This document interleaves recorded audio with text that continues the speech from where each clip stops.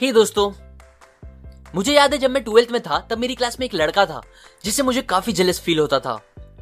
वो क्लास का टॉपर नहीं था, दिखने में बहुत स्मार्ट नहीं था और अमीर भी नहीं था, बट फिर भी पूरी क्लास उसे पसंद करती थी, यहाँ तक कि टीचर्स, प्यून और प्रिंसिपल भी। इसका रीजन ये था कि उसे लोगों से बात करने आती थी। वो बहुत ही अच्छे से उन सब से कभी भी और कितना भी बात कर लेता था बिना हेजिटेशन के। तब उसे देखकर मैं अपने आप को ये बोलता था कि अरे ये कोई बड़ी चीज तो है नहीं और मुझे ऐसा कुछ करना भी नहीं है, क्योंकि मुझे जरूरत नहीं है किसी को इम्प्रेस करने की या ऐसा कुछ। जबकि रियलिटी तो ये थी कि मुझे अपने फ्रेंड्स के अलावा और किसी से बात करने बहुत ऑकवर्ड लगता था।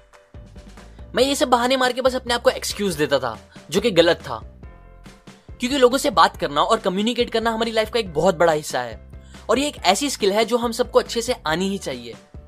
पर सैडली हमारा एजुकेशन सिस्टम इस इंपॉर्टेंट स्किल को बढ़ाने के लिए ज्यादा हेल्प नहीं करता और हम खुद भी ड्यू टू इंटरनेट और सोशल साइट्स इस चीज पर ध्यान देने को एकदम भूलते ही जा रहे हैं। लेकिन रियलिटी यह है कि हमारी पर्सनल और प्रोफेशनल लाइफ में सक्सेस पाने के लिए ये स्किल बहुत ज्यादा इंपैक्ट करेगी। मैंने पहले भी अपने एक वीडियो में बताया है कि बातों में बहुत पावर होता है और उससे हम कुछ भी अचीव कर सकते हैं। आप बात करके बड़ी बड़ी डील्स क्रैक कर सकते हो, लोगों को इंस्पायर कर सकते हो, अपने रिलेशनशिप्स को अच्छा कर सकते हो और किसी का भी दिल जीत सकते हो।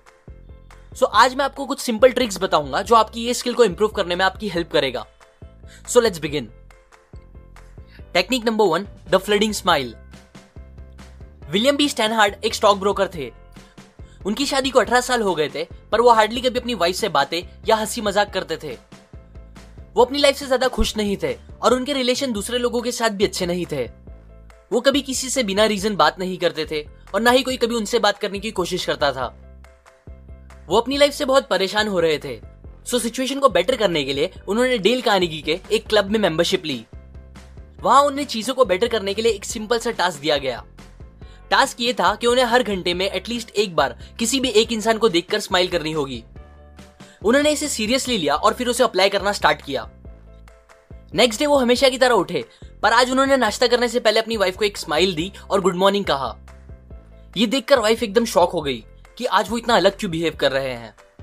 तब उन्होंने अपनी वाइफ को बताया कि फिक्र करने की बात नहीं है और अब से ऐसा रोज होगा। ये सुनकर वाइफ को शॉक भी लगा और बहुत अच्छा भी फील हुआ। फिर उन्होंने रास्ते पे लोगों को देखकर उन्हें भी स्माइल देना स्टार्ट किया। न्यूज़पेपर वाले को, टिकट वाले को, एलिवेटर बॉय, अपने कलीग्स को और ऑलमोस्ट सबको देखकर उन्होंने स्माइल करना स्टार्ट कर दिया। ये करते हुए उन्हें एक बात रियलाइज हुई कि अब जिन्हें भी वो स्माइल करके देखते थे वो भी उन्हें रिटर्न में स्माइल करके देखता था, जो उन्हें काफी अच्छा फील कराता था। और बिकॉज ऑफ दिस अब धीरे धीरे उनके कलीग्स ने भी उनसे बात करना स्टार्ट कर दिया था और बात करने पे ये भी बताया कि कैसे पहले वो लोग उन्हें एक खड़ूस इंसान समझते थे। ये टास्क करके उन्हें कहा गया था कि वो अपने एक्सपीरियंस दूसरे मेंबर्स के साथ भी शेयर करे। सो उन्होंने एक लेटर में ये सारी चीजें बताई और कहा कि इस एक सिंपल चीज ने उन्हें और उनकी वाइफ को इतनी खुशी दे दी है जितनी कभी उन्हें सालों में भी नहीं मिली थी। सो आप लोग भी जब भी किसी से बात करते हो या जब आप बात नहीं भी करते फिर भी अपने फेस पर एक स्माइल रखो।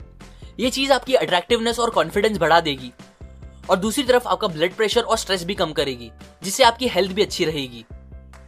बात करते टाइम फेस पर हल्की सी स्माइल रखना सामने वाले इंसान को सेफ और अच्छा फील कराती है। एक और इंपॉर्टेंट बात, फ्लडिंग स्माइल मतलब ये नहीं होता कि आप किसी को देखते ही फौरन स्माइल कर दो, बल्कि ऑथर कहती हैं किसी से मिलने के बाद आपको पहले उनके फेस पे देखना चाहिए और फिर 1-2 सेकंड रुक कर एक स्लो स्माइल करनी चाहिए, बिकॉज लोगों को ये स्माइल फास्ट स्माइल से ज्यादा जेन्युइन लगेगी। Technique number 2, the sticky eyes. Social experts कहते हैं एक बहुत ही कॉमन मिस्टेक जो ज्यादातर लोग करते हैं वो ये है कि वो जब किसी से बात करते हैं तो वो सामने वाले इंसान को देखने के बजाय इधर उधर ज्यादा देखते हैं। अब उनके इधर उधर देखने का रीजन कुछ भी हो, लेकिन ये चीज सामने वाले को ये सिग्नल देती है कि आप उनकी बातों में इंटरेस्टेड नहीं हो और ऑब्वियसली ये बात किसी को पसंद नहीं होती। सो अगर आपको सामने वाले के साथ अच्छा रिलेशन बनाना है या एक अच्छी कन्वर्सेशन करनी है तो कभी भी ये सिली मिस्टेक मत करो। बेस्ट ये है कि आप बात करते टाइम लोगों की आंखों में देखो और आई कांटेक्ट बनाओ। लेकिन एक बात याद रखो, स्माइल करना, आई कांटेक्ट बनाना ये सब बेस्ट है अगर सामने वाला आप में और आपके रिएक्शन में इंटरेस्टेड है तो, वरना ऐसा करना सामने वाले को क्रीपी और अजीब भी फील करा सकता है। इसीलिए थोड़ा सोच समझ के ये दोनों चीजें यूज करना। Technique number 10, match the mood. आपके साथ कभी ऐसा हुआ है कि आपका मूड बहुत खराब हो, आप सैड हो और उसी टाइम कोई इंसान आके आपसे एकदम फुल एक्साइटमेंट में जोर जोर से आपसे बात करने लगे। यूजुअली आपको भी एक्साइटमेंट अच्छी लगती हो, लेकिन बस उस टाइम पे आपको उस इंसान से थोड़ी चिढ़ होने लगे। या फिर कभी इसका उल्टा हुआ हो, जब आप एकदम एक्साइटेड हो और कोई आके आपसे एकदम सैड बातें करने लगे। मोस्टली जब लोगों के साथ ऐसा होता है तो उन्हें उन अलग मूड वाले लोगों से दूर जाने दिल करता है, स्पेशली अगर उस इंसान के साथ उनका क्लोज रिलेशन ना हो, मतलब वो कोई नया इंसान हो या जिससे वो ज्यादा बात ना करते हो, कोई ऐसा इंसान हो। अब ये होता है बिकॉज ऑफ मूड मिसमैच। इसीलिए जब आप किसी से बात करना स्टार्ट करो तो आप पहले इस बात पे ध्यान दो कि सामने वाले का मूड कैसा है।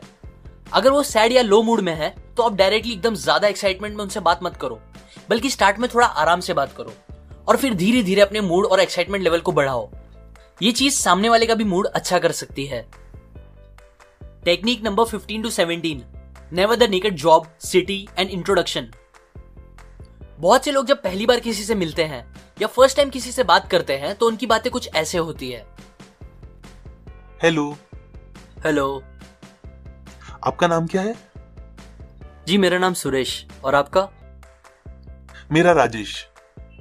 ओह, अच्छा नाम है। मैं असल में सॉफ्टवेयर डेवलपर हूं। और आप?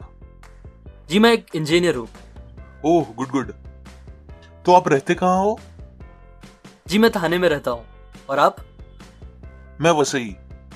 ओह, नाइस नाइस। बस अब वापस एक ऑकवर्ड साइलेंस, और उसके बाद दोनों को ये नहीं समझ में आता कि आगे वो क्या बात करे। तब वो दोनों बस चाहते हैं कि वो कैसे भी उस सिचुएशन से बाहर निकले। और ये होने के बाद नेक्स्ट टाइम अब दोनों एक दूसरे को जितना हो सकेगा अवॉइड करेंगे, क्योंकि उन्हें फिर वो ऑकवर्ड सिचुएशन से डील नहीं करनी होगी।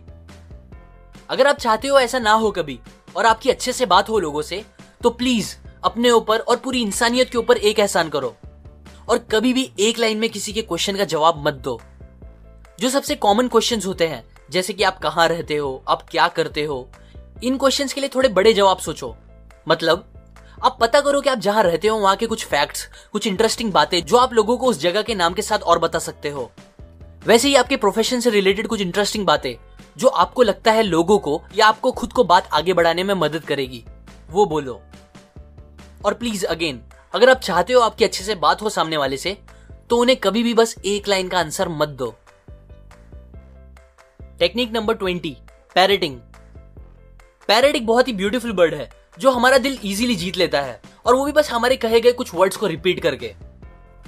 किसी से बात करते टाइम अगर आपको आगे क्या बोलना है ये नहीं समझ आ रहा और आप चाहते हो आपकी बातें आगे बढ़ती रहे, तो आप ये टेक्निक यूज कर सकते हो जिसे कहते हैं पैरेटिंग। इसमें आपको और कुछ नहीं, बस सामने वाले इंसान के कहे गए लास्ट के कुछ वर्ड्स को रिपीट करना होगा और आपकी बात आगे होती रहेगी। एग्जाम्पल, एक आदमी अपने घर जा रहा था, तभी रास्ते में उसे एक दोस्त मिल गया। ये उसका इतना अच्छा दोस्त नहीं था और उसे उस दोस्त से ज्यादा बात करने जमता भी नहीं था। यूजुअली वो उसे अवॉइड करता था ताकि बात करनी ना पड़े, पर क्योंकि उसने हाल ही में ये टेक्निक सीखी थी जो उसे ट्राई भी करनी थी, इसीलिए उसने उससे बात करना स्टार्ट की। फ्रेंड ने उसे बताया कि वो एक शो अटेंड करके आ रहा है, तो उसने रिप्लाई किया, शो?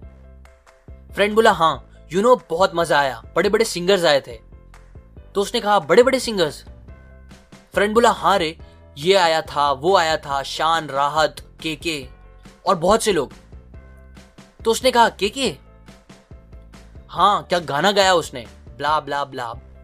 और फिर इसी तरह बस पैरेटिंग करके उसने बहुत टाइम तक उससे बात करी, जितनी पहले उसने कभी नहीं की थी, और वो भी बिना कुछ खुद से बोले। अब इसका रिजल्ट ये निकला कि उसका दोस्त उसे एंड में बोल के गया कि उसे बहुत अच्छा लगा उससे बात करके।